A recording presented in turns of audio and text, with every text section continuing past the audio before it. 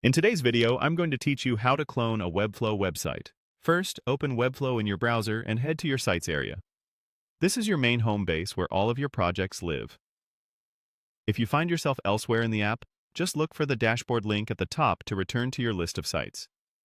Keeping everything organized here makes it easier to spot the new project once it's cloned. From your dashboard, open the Marketplace. The Marketplace is where Webflow highlights templates and community-built projects you can learn from or use as starting points. Inside the Marketplace, go to the Made in Webflow section. This is the community gallery, and it's the place where creators share clonable sites, interactions, and layouts that you can import directly into your own workspace.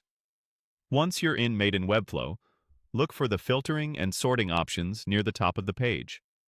Turn on the filter that shows only clonable projects. If you don't immediately see it, scroll a bit or open the Filters panel. There's usually a toggle or chip labeled Clonable.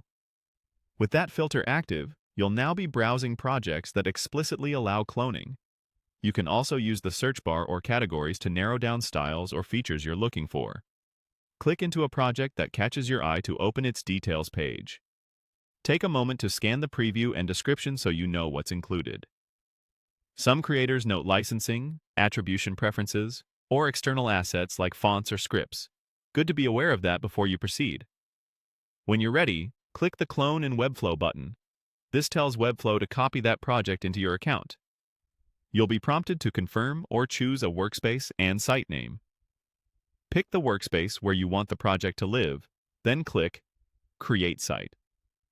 Webflow will set up the cloned project for you, including pages, styles, interactions, and components. After a few moments, you'll see the new site in your sites list. From here, you can open it in the designer to customize colors, typography, content, and animations to fit your brand. A quick tip: after cloning, review the project settings and the assets panel to make sure all images and fonts are present, and replace any placeholder content. Cloning is a great way to learn by reverse engineering how others build, so feel free to explore the structure and interactions as you make it your own. And that's it. You've successfully cloned